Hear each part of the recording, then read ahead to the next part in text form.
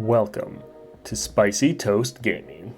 Thank you for tuning in to another Spicy Toast video and our Kindred guide for Path of Champions. If you enjoy the video, please like and subscribe, and let's get into it. To start off, we're going to have an overview just giving you the basics of the champion and giving you a rough estimate on if this is someone you actually want to invest your time and shards into. So first, we have disposable units. Kindred is a Shadow Isles champion, and like most Shadow Isles, you don't actually care about your units too much. You're fine with them dying, even sacrificing them, or using them to summon other units or trigger certain spell effects.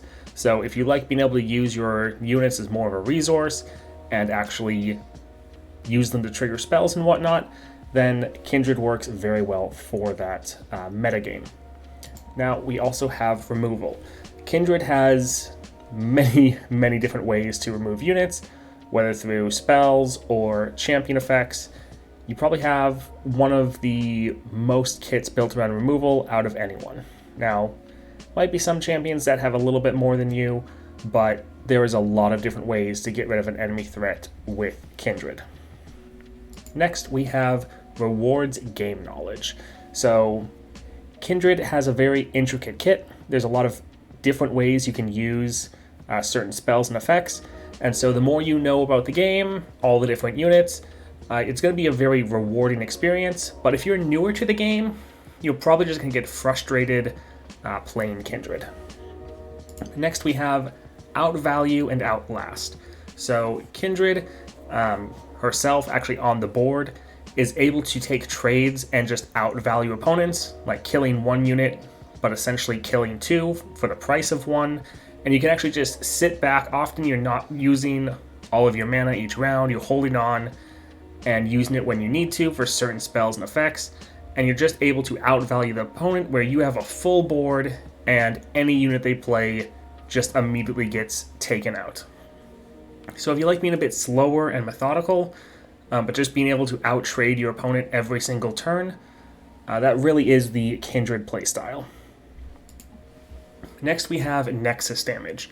So built into the star powers is a way for you to be able to just do damage straight to the enemy Nexus, and it's going to be more than you'd actually imagine. Probably at least anywhere from a quarter to half of your damage in a game is going to be from these star powers. Probably not quite to the extent of Jinx, but probably more than you would likely imagine. And lastly, we have Complex. So we've touched on this in some of the other points, but Kindred does have a fairly complex kit, and definitely not as powerful as some of the other champions. You're really going to have to try harder to get the same effect as just most of the other champions. She's not bad, but it is definitely more difficult. So if you want to play a more complex champion, you want to work harder for your wins and feel more accomplished, then Kindred is great for that. But if you want to have a more relaxed experience and know that you're just going to be able to go into a game, come out with the win fairly easily, and not have to put in too much mental energy, Kindred might not be the best for you. Alright, that's it for the overview. Let's go hop in game, and I'll further touch on or explain some of the points we touched on here. In game now with Kindred, we have them at level 20 and 2 stars. So they are a 4-cost, 4/3 champion with quick attack. Each round, the first time you slay a unit, I mark the weakest enemy. Round end, kill units with my mark. So slay, you have to actually kill the unit. Self-killing like ephemeral doesn't count, but this can also trigger on your own units. So anything that can kill your own unit to trigger a effect will also count for slay. Level up, I've seen you kill 2 units with my mark. Once you level up, each round, the first time you slay a unit, grant me 2/2, and I mark the weakest enemy. And then again, round end, kill units with my mark. So very strong, able to scale up quite heavily and just become out of control. So Kindred is pretty fun. I will say that slay effect, it resets once you level up. So one thing you can do is you can have someone marked with your, mark. You can kill them, and then Once you level up, you'll be able to mark another unit that round if you want. Kindred spell is Spirit Journey, so 5 cost fast. Kill a unit, then revive it. So if we look at star powers, this is actually your 2-star power, so +1 starting mana. Round start, create a Spirit Journey in hand. If you already have one, reduce its cost by 2. A lot of different things you can do with this card. So either save your own unit from an enemy spell by just killing it and then reviving it, and the spell targeting it will fizzle because it thinks the target's already dead. You can already use this on enemy targets, so if they're attacking, you can use this, it will kill them, and then when they revive, they'll just be on their board but not actually attacking anymore, and their attack token's now gone. So very good for defensive options. You can use this to reset enemy buffs, so if a unit's been buffed up with a lot of bonus stats or keywords, you can use this and it essentially resets them down to their normal version. It's not going to work if the card has any items on it, because the items are on all of that version of the card, but any bonus stats they have will be stripped away. So a lot of different ways you can play with this, and as you play Kindred, you'll discover more interesting things that you can do. Kindred is probably the highest skill cap champion, I would say. There's so many different ways you can use their star powers. The other star power, round start, summon a prey. If you already have one, instead grant your prey last breath, deal 1 to the enemy nexus. Prey is this, just 0 cost, 0 power, 1 health. The 3-star doubles this damage to 2. The interesting thing is this stacks both on the prey you have summoned, but then also any other prey that you have summoned through other cards. So if you have multiple prey, multiple of this card on your board, they will all be getting the last breath buff, and that buff will just keep stacking every round that they're on the board. So you can actually do a large amount of nexus damage with these cards and your other cards as well. So if you want to try to save these units and then use them to just delete the enemy nexus after a good couple rounds, or if you want to use this as just the target for all of your spells to get your slay effects off easily, or just as a free blocker every round. There's a lot of versatility you can do with these units. If we look at the starting deck, you have the Wings and the Wave, so 0 cost, which is very, very nice once you get that coin. You can either play this as first wave, when I'm summoned, summon a prey, so the same thing your star power is summoning, or you can play this as the last win to play me, kill an ally, so 0 cost 3/3 essentially, pretty strong, and another way to trigger your slay effects for Kindred. Fading Icon, when I'm summoned, summon a prey, again, same card as your star power. So 3 cost, or 3 power with quick attack. What you can do is you can use both of these on your first turn, so you can end up having 3 prey right at the start of the game essentially, and they can all start stacking up that nexus damage. Mask Mother to play me, kill an ally to grant me its stats and keywords, so 4/4 with the Phage, very strong, again triggering a slay effect for you, also with Fearsome. Black Spear, and if an ally died this round, deal 4 to an enemy unit. That goes up to 5 with the Charging Sigil. Very nice removal. Phantom Prankster, 3 cost, 2 power, 3 health. When an ally dies, deal 1 to the enemy nexus. Again, so this is more damage just straight to the enemy nexus that you have built into your kit. Crumble, very strong card. 4 cost slow, so you can't use this in response to enemy spells or attacks or anything. But kill an ally to kill a unit or destroy a landmark. So great removal. This doesn't deal damage. It's not like they can play a barrier and survive. It's just going to kill them. So as long as they don't have Spell Shield, this will kill that unit. Very nice. And then the fact that you can also destroy landmarks with this, very good. Some battles in Path of Champions, the main effect the enemy has is their landmark. So being able to get rid of that essentially removes a massive threat in the battle. So we have Kindred at 4 as well. Spirit Leech, play, kill an ally to draw 2. So 4/3, decent stat line, nice draw, and again, slay effect for Kindred. So Tortured Prodigy, 5 cost, 5/5 with Fury. When an ally dies, refill your spell mana. While that is a strong effect, normally at this point of the game, you're not necessarily needing that spell mana as much, and this is really too expensive. I normally cut this card,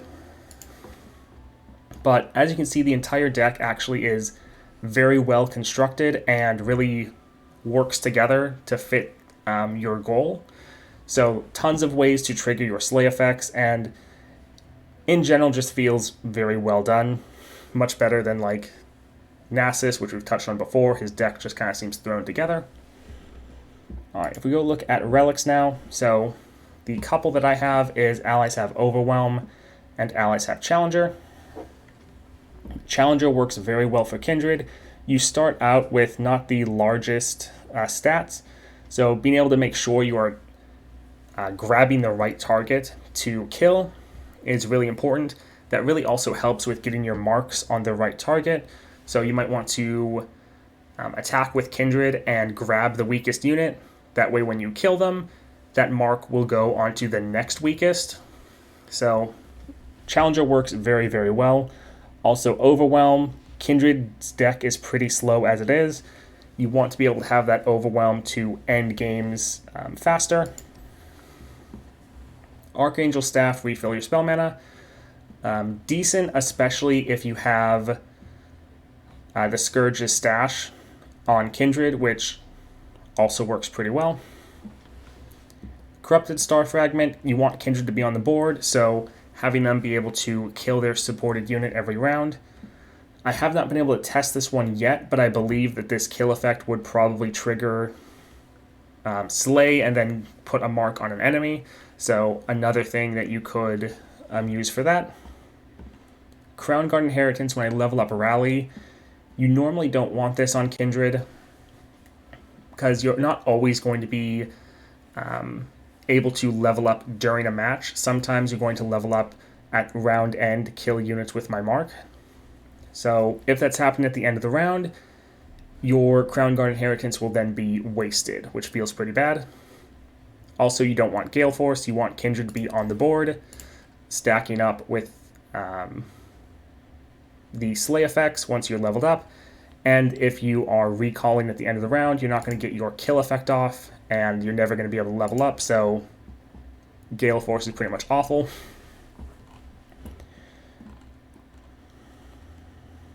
Luden's Tempest doesn't work with all of your Nexus damage. It's just spells and skills.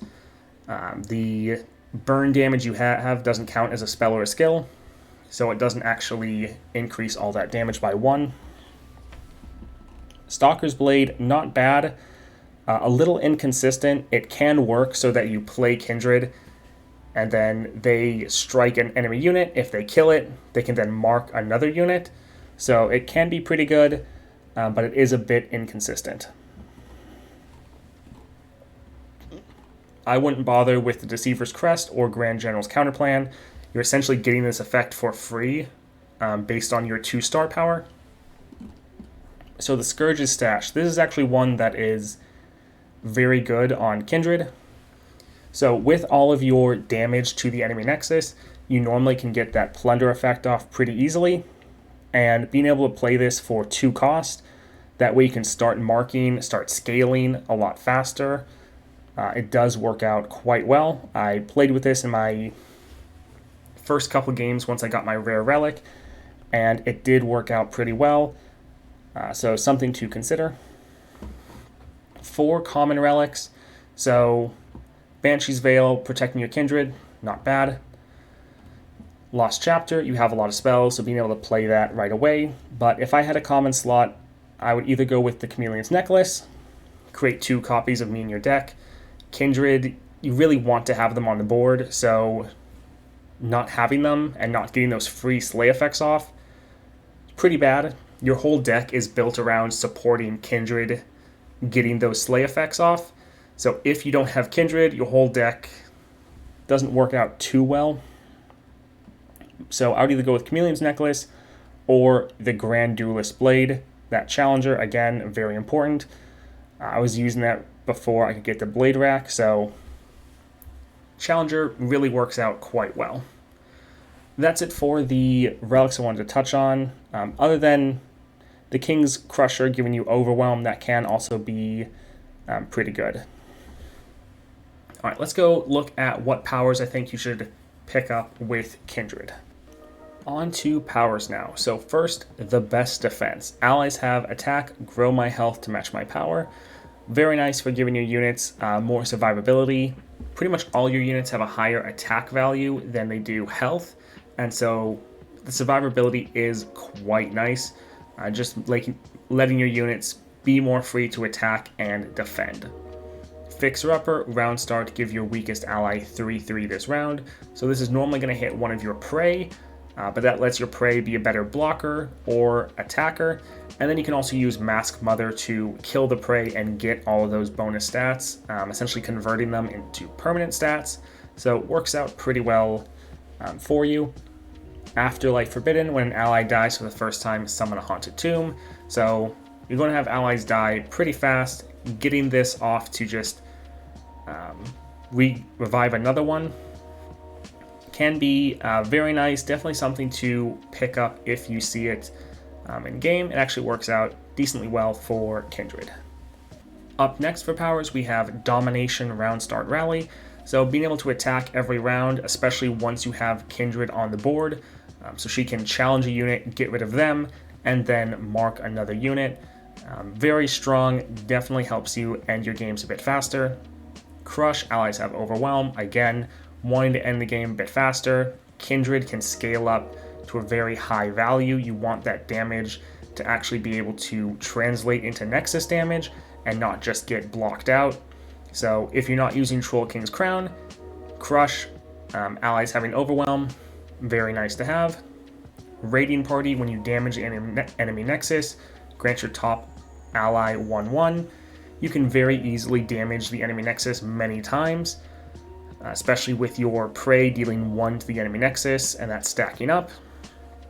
So really can help buff up your top deck, and a pretty good common power if you see it in game. For the last group of powers, so these all have to deal with making your spells cost less. Spellslinger, your spells cost 1 less, and then Sorcery, round start, refill your spell mana. Both of these are very nice to have. You have a lot of different spells in your kit, so making those cost a bit less or just having the mana to play them, very nice to have. Wild Inspiration, your created cards cost 1 less. This is really only going to affect your Spirit's Journey by default. Now, if you have something like counterfeit copies where you're putting other cards, created cards into your deck, this will have more of a benefit, but definitely can help out. If you are using Chameleon's Necklace to put more copies of your champion Kindred into your deck, this will also reduce those. So all of these help out, just letting you use more of your spells and have access to more of your kit and not need to worry about spell mana really getting in the way. Alright, that's it for powers. Let's go look at support champions. Alright, on to support champions. So as always, we don't just want to give you a list of champions for you to pick, but we want you to get the mindset of why you might want to choose certain champions. So first we have Slay. Kindred obviously is scaling with that Slay effect, wanting to get it off every single round. So other champions that also benefit from that, very nice to have. Units dying, so you are killing a lot of your own units throughout the entire game. So anyone that also will scale with that can work out quite well. So first we have Nasus. Nasus works very well with Slay. Every time you get a Slay effect, Nasus gets 1/1. So they work together quite well. Nasus can really work as a finisher for you, coming down at that 6 mana and just trying to end the game. Thresh. Thresh scales with units dying. When he's on the board, he has to see, I believe, 8 units die, so you'll be able to level him up very quickly. And then Lucian. So he scales with 4 allies dying. You're killing your own units quite often. He will level up very fast and then start rallying every round for you. Alright, that's it for the support champions and the Kindred guide. I hope you enjoyed it. If you did, please like and subscribe, and I hope you have a great day. Hey, you made it to the end of the video. Thank you so much for watching that video all the way to the end. If you did enjoy it, please like and subscribe. We're putting out multiple videos every single day for Path of Champions content. So if that interests you, subscribe, hit that notification bell, and welcome to the channel. Have a great day.